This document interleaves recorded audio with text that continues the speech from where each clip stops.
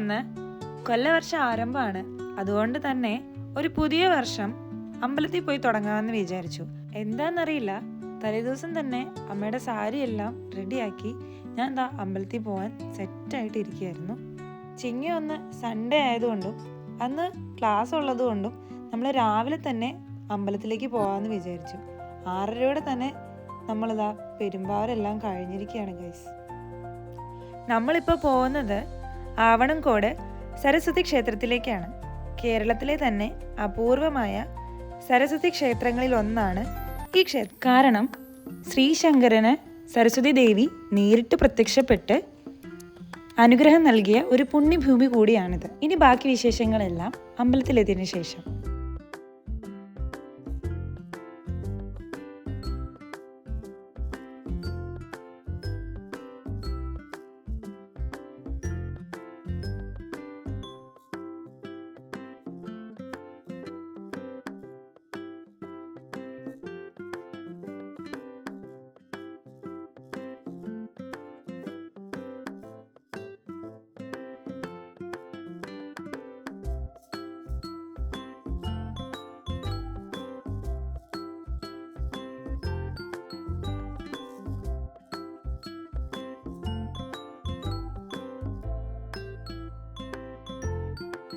അങ്ങനെ രാവിലെ ഒരു 6:50 കൂടി തന്നെ ഞങ്ങൾ ക്ഷേത്രത്തിലെത്തി. ഈ ക്ഷേത്രത്തിന് ഒരുപാട് പ്രത്യേകതകളുണ്ട്. ഞാൻ ആദ്യം പറഞ്ഞതുപോലെ ബാലനായ ശ്രീശങ്കരന് വിദ്യാരംഭ വേളയിൽ സരസ്വതി ദേവി നേരിട്ട് വന്ന അനുഗ്രഹം നൽകിയ ഒരു പുണ്യഭൂമി കൂടിയാണിത്. ഹരിശ്രീ കുറിക്കുവാൻ വേണ്ടിയിട്ട് ആയിരക്കണക്കിന് കുട്ടികളാണ് ഇവിടെ വന്നു ചേരാറുള്ളത്. മറ്റ് സംസ്ഥാനങ്ങളിൽ നിന്ന് വരെ ധാരാളം പേർ വിദ്യാരംഭത്തിനായിട്ട് ഇവിടെ എത്തിച്ചേരാറുണ്ട്. സരസ്വതി സാന്നിധ്യമുള്ള ഈ ക്ഷേത്രത്തിൽ ഭഗവതിയെ ഉപാസിച്ചാൽ കലാസാഹിത്യത്തിലും തൊഴിലിലും വിദ്യാഭ്യാസ മേഖലയിലും ഉയർച്ച ഉണ്ടാകുമെന്നാണ് വിശ്വാസം. ആയതിനാൽ വിദ്യാർത്ഥികളും കലാസാഹിത്യ മേഖലകളിലെ പ്രമുഖരും ഈ ക്ഷേത്രത്തിൽ നിത്യേന ദർശനത്തിന് എത്തുന്നു. പഠനത്തിൽ പിന്നോക്കം നിൽക്കുന്ന വിദ്യാർത്ഥികൾ ഈ സരസ്വതി ക്ഷേത്രത്തിൽ ദേവിയുടെ തിരുമുമ്പിൽ എത്തിയാൽ വിദ്യാഭ്യാസ ഉന്നതിയും പഠന താല്പര്യവും ഉണ്ടാകുമെന്നാണ് വിശ്വാസം. വിജയദശമി ദിനത്തിൽ കുട്ടികളെ എഴുത്തിനിരുത്താൻ ഉദ്ദേശിക്കുന്നവർക്ക് ഓൺലൈനായിട്ട് ബുക്ക് ചെയ്യാനുള്ള സൗകര്യവും ഈ ക്ഷേത്രത്തിൽ ഉണ്ടായിരിക്കുന്നതാണ്. ദർശനത്തിനുള്ള സമയം രാവിലെ 5 മണി മുതൽ 10:30 വരെയും വൈകിട്ട് 5 മണി മുതൽ 7 മണി വരെയും ആണ്. നെടുമ്പാശ്ശേരി എയർപോർട്ടിൻ്റെ അടുത്ത് തന്നെയാണ് ഈ ഒരു അമ്പലം സ്ഥിതി ചെയ്യുന്നത്. അതുകൊണ്ട് തന്നെ കുറച്ച് നെറ്റ് ഇഷ്യൂസും റേഞ്ച് ഇഷ്യൂസും ഉണ്ട്. നമുക്ക് കയ്യിൽ കുറച്ച് പൈസ ആയിട്ട് കരുതുകയാണെങ്കിൽ വഴിപാടൊക്കെ കൊടുക്കാൻ നേരത്ത് പ്രശ്നം ഉണ്ടാവില്ല. ഞാൻ ഗൂഗിൾ പേ ചെയ്യാൻ നേരത്തെ കുറച്ച് ബുദ്ധിമുട്ട് അനുഭവപ്പെട്ടിരുന്നു. സരസ്വതി ക്ഷേത്രത്തിൻ്റെ തൊട്ടടുത്ത് തന്നെ രാമഞ്ചിറ ഭദ്രകാളി ആൻഡ് അയ്യപ്പൻ്റെ ഒരു അമ്പലം കൂടി ഇതിനടുത്ത് തന്നെ ഉണ്ട്. നമ്മൾ അവിടെയും പോയി വിസിറ്റ് ചെയ്തിട്ടാണ് തിരിച്ചു വന്നത്.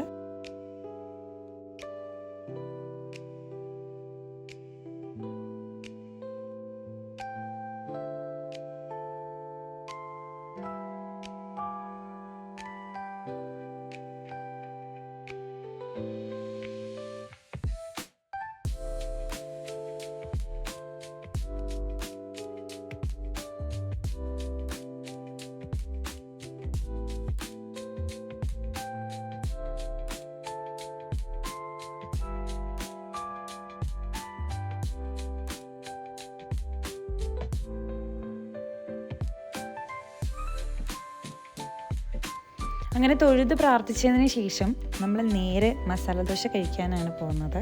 പെരുമ്പാവൂരിന്നാണ് അമ്പലത്തിലൊക്കെ പോയിട്ട് തിരിച്ച് മസാല ദോശ കഴിക്കാൻ വേണ്ടി പോകണം.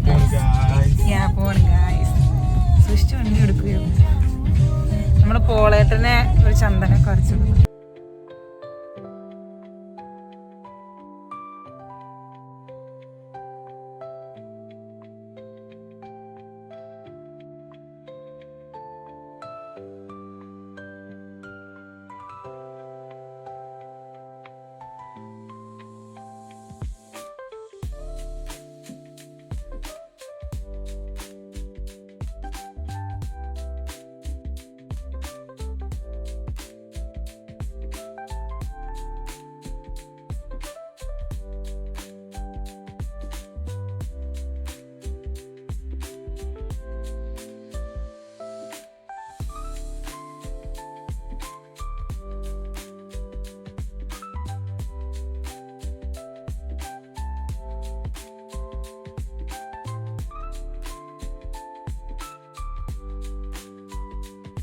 കൊല്ലത്തിൽ പോയി കഴിഞ്ഞ് കഴിഞ്ഞാൽ നമ്മൾ കുറച്ച് ഇതുപോലത്തെ അമ്പലം ബീസ്റ്റ് അല്ല, കുറച്ച് ട്രഡീഷണൽ സോങ്സ് കേൾക്കണമെന്നാണ് ചിലരുടെ ഒക്കെ അഭിപ്രായം. അല്ലാതെ തല്ലിപ്പൊളി പാട്ടല്ല കേൾക്കേണ്ടത്. അങ്ങോട്ട് പോയതിനേക്കാളും സ്പീഡിലാണ് നമ്മൾ തിരിച്ച് പെരുമ്പാറിലേക്ക് എത്തിയത്. അപ്പോഴത്തേക്കും ഒരുമാതിരി വിശന്ന് തുടങ്ങിയായിരുന്നു. ഓൾമോസ്റ്റ് ഒരു 8:45 നമ്മൾ പെരുമ്പാറെത്തി. നമ്മൾ നേരെ പോയത് ഇപ്പോൾ പുതുതായിട്ട് തുടങ്ങിയ ഒരു കഫേയിലേക്കാണ്. വിഷ്ണു ഓൾറെഡി ഇവിടെ പോയിട്ട് ഫുഡ് കഴിച്ച് ഭയങ്കര ഒരു അഭിപ്രായം പറഞ്ഞതുകൊണ്ട് മാത്രം ഞങ്ങൾ കവീസ് കഫേ ചൂസ് ചെയ്തത്. പെരുമ്പാവൂരിലുള്ള ഒരു പ്യുവർ വെജിറ്റേറിയൻ കഫേയാണിത്. ആക്ച്വലി റീസെൻ്റായിട്ട് ഇത് തുടങ്ങിയിട്ടേ ഉള്ളൂ. ഒരുപാട് വെറൈറ്റി ഐറ്റംസ് നമുക്ക് ഇവിടെ കിട്ടും. ഇതിൻ്റെ ആംബിയൻസ് ഒരു രക്ഷയില്ല, പറയാൻ വാക്കുകളില്ല. ഭയങ്കര കിടിലം ആംബിയൻസാണ്. അതുപോലെ തന്നെ ഓപ്പൺ കിച്ചണാണ്. ഞാൻ പെരുമ്പാവൂരിൽ അങ്ങനെ അത് കണ്ടിട്ടില്ല, കൂടുതലും ക്ലോസ്ഡ് ആണ്. ഇവിടെ എന്ന് പറയുന്നത് ഓപ്പൺ കിച്ചണാണ്. പിന്നെ നമുക്ക് പാർക്ക് ചെയ്യാനെല്ലാം ഒരുപാട് സ്ഥലമുണ്ട്. ഒരുപാട് വെറൈറ്റി ഓഫ് ഐറ്റംസ് ഇവിടെ കിട്ടും. അതുപോലെ തന്നെ ഇവരുടെ കസ്റ്റമർ സർവീസും അടിപൊളിയാണ്. വിഷ്ണു ഓർഡർ ചെയ്തത് ഒരു ഗീ പൊടി ദോശയും ഞാൻ ഓർഡർ ചെയ്തത് ഒരു ഓപ്പൺ മസാല ദോശയായിരുന്നു. ഗീ പൊടി ദോശ വന്ന സമയത്ത് ഒടുക്കത്തെ സ്മെല്ലായിരുന്നു. എനിക്ക് ഭയങ്കര ഇഷ്ടപ്പെട്ടു. ഞാൻ ഓർഡർ ചെയ്തതിനേക്കാൾ എനിക്ക് വിഷ്ണു ഓർഡർ ചെയ്ത ഫുഡാണ് കുറച്ചും കൂടി ഇഷ്ടപ്പെട്ടു. ഇതാണ് ഞാൻ ഓർഡർ ചെയ്തത്, ഓപ്പൺ മസാല ദോശ. നിങ്ങൾ പെരുമ്പാവൂരുള്ള ഒരാളാണെങ്കിൽ ഒന്ന് വന്ന് ട്രൈ ചെയ്ത് നോക്കൂ. It's very good. ഇത് പ്രൊമോഷനൊന്നും അല്ല കേട്ടോ. സോ ഇത്തവണത്തെ വ്ളോഗ് ഇത്രയേ ഉള്ളൂ. മറ്റൊരു വ്ളോഗുമായിട്ട് പിന്നെ കാണാം. Till then bye.